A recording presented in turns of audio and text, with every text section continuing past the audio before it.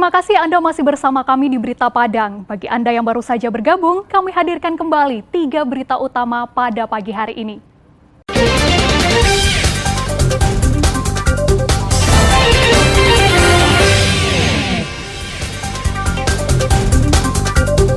Kakak beradik pemakai dan pengedar sabu-sabu digerebek polisi. 5 murid sekolah dasar tewas di sungai. Hingga uang kuliah tunggal di Universitas Negeri Padang tidak mengalami kenaikan. Kami sampaikan dalam Padang Sepekan.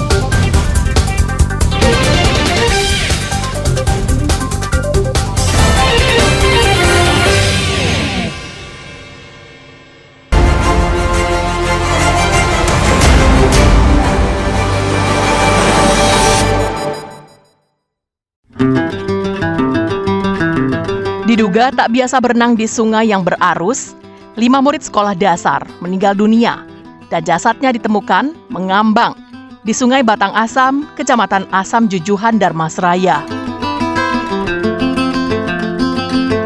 Kelima murid itu ke sekolah untuk menghadiri acara perpisahan bagi murid kelas 6. Namun acara belum selesai, mereka memutuskan untuk pergi mandi-mandi di sungai. Mereka terdiri dari 3 murid putra dan 2 murid putri, dan masih terikat tali persaudaraan. Diduga karena tidak ahli berenang, kelimanya terseret arus hingga ke tengah sungai. Dalam kondisi panik dan kehabisan tenaga, mereka tak bisa kembali ke tepi dan terbawa arus hingga meninggal dunia.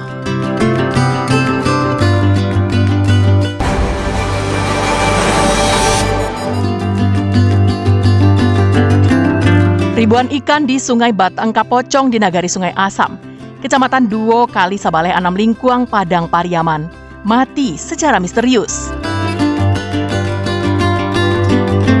Dalam 2 hari terakhir, ikan garing, lari, nila, dan tawas ini mati secara misterius. Ikan-ikan itu terkumpul di beberapa lokasi di pinggir Sungai Batang Kapocong. Diperkirakan lebih 7 ton ikan yang mati misterius.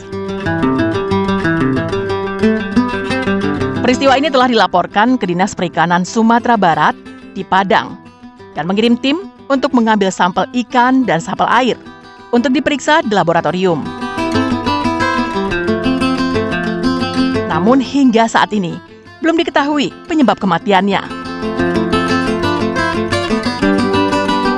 Untuk mengantisipasi kejadian meluas ke masyarakat, aparat pemerintahan Nagari melarang warga untuk mengonsumsi ikan-ikan di sungai itu atau melakukan aktivitas menggunakan air sungai untuk kebutuhan sehari-hari.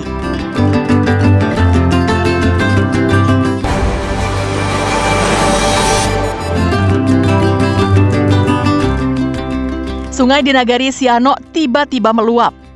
Luapan air bercampur lumpur, merendam permukiman di bantaran sungai. Akibatnya, 7 rumah terendam dan sejumlah warung di bibir sungai hanyut di bawah air. Banjir bandang ini berasal dari pertengahan sungai di Ngarai Siano, di sekitar daerah Koto Gadang. Diduga aliran sungai ini tersumbat gara-gara galodo awal bulan lalu, kemudian jebol karena di hulunya diguyur hujan deras.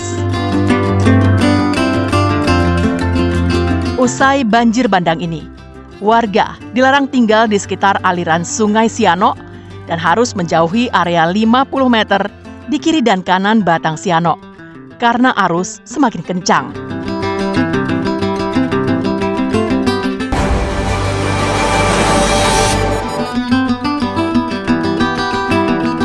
Petugas Satpol PP Pasaman Barat bersama Forkopimca Kecamatan Koto Balingka dan masyarakat menutup sebuah penginapan hingga batas waktu yang tidak ditentukan. Pengelola penginapan diduga telah melanggar peraturan daerah dan menyalahgunakan penginapannya untuk prostitusi atau menyediakan wanita panggilan. Selain itu, akhir bulan lalu, 3 pasangan tidak sah juga digerebek di penginapan ini. Penutupan ini dilakukan setelah adanya diskusi dengan tokoh masyarakat dan tokoh agama setempat. Saat penutupan itu, pengelola dan karyawan penginapan tak melakukan perlawanan. Mereka hanya pasrah saat tim memasang spanduk penutupan.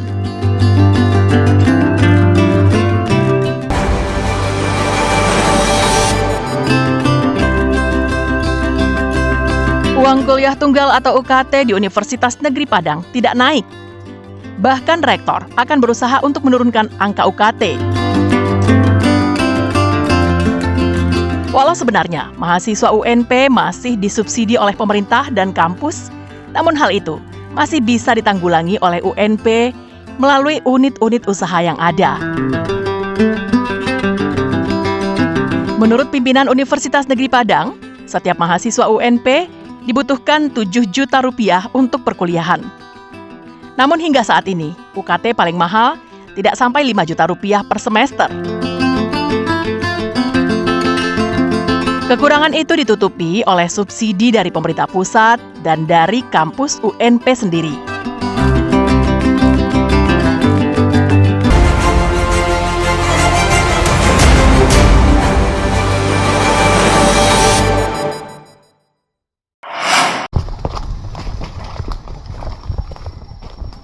Warga Nagari Matuahilia, Kecamatan Matur Agam, menemukan setangkai bunga rafflesia yang sedang mekar sempurna di sebuah areal perkebunan milik seorang warga.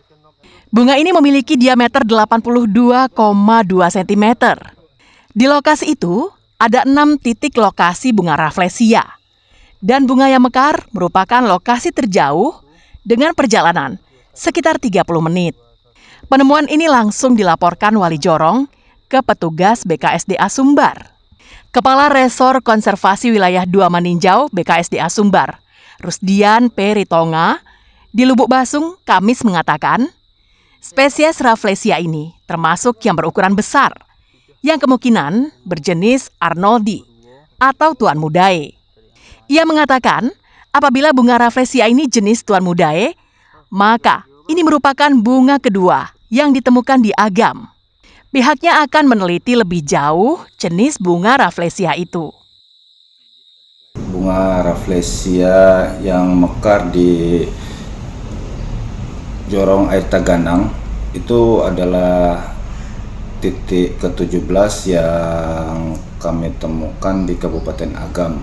Untuk spesifiknya apakah ini kecenderungannya merupakan spesies Tuan Mudae atau spesies Arnoldi, kita belum berani memastikan ya.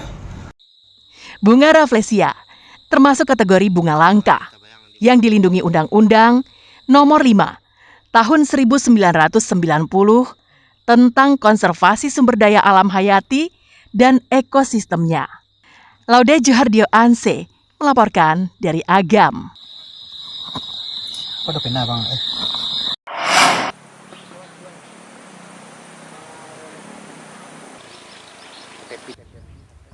Relokasi bagi warga yang rumahnya hancur akibat banjir dan longsor di Kampung Langgai, Nagari Gantiang Mudia Utara Suranti, pesisir selatan, akan dibantu oleh seorang perantau. Lahan yang akan dijadikan sebagai relokasi itu telah disiapkan oleh pemerintahan setempat. Tinggal menunggu kesepakatan antara pemilik lahan dan perantau. Wali Nagari Gantiang Mudia Utara Suranti hari Selasa mengatakan, lahan yang akan digunakan untuk membangun 51 unit rumah itu akan dibeli oleh seorang perantau yang berada di Bandung, Jawa Barat melalui BPBD Provinsi Sumatera Barat. Pembangunannya akan dilakukan secara bertahap. Lahan yang disiapkan masih berada di Kampung Langgai dan berada di sekitar permukiman masyarakat dengan luas lebih dari 1 hektar. Di Nagari Gantiang Mudia Suranti akan dibangun sebanyak 115 unit rumah. 51 unit rumah diantaranya akan dibangun di Langgai dan sisanya di Kampung Batubala di Kenagarian yang sama. Hibah tanah mungkin tuh nanti dibantu dengan cara dibeli oleh pihak yang punya modal dari pribadi, itu dari Bandung kalau tidak salah.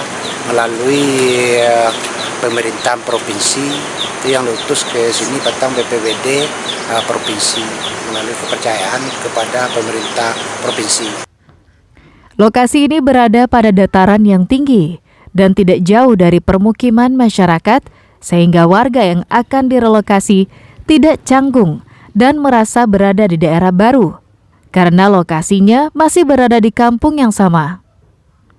Apa yang dilakukan perantau dari pesisir selatan ini bisa menjadi contoh bagi perantau lainnya, bahwa membangun kampung halaman tak hanya berharap pada pemerintah, tapi bisa dilaksanakan secara mandiri dan dibuktikan dengan kerja nyata. Banta Fauzan melaporkan dari pesisir selatan. Saudara, informasi tadi sekaligus menutup berita Padang pagi ini. Saya Frin Meriana beserta tim redaksi yang bertugas mengucapkan terima kasih. Sampai jumpa.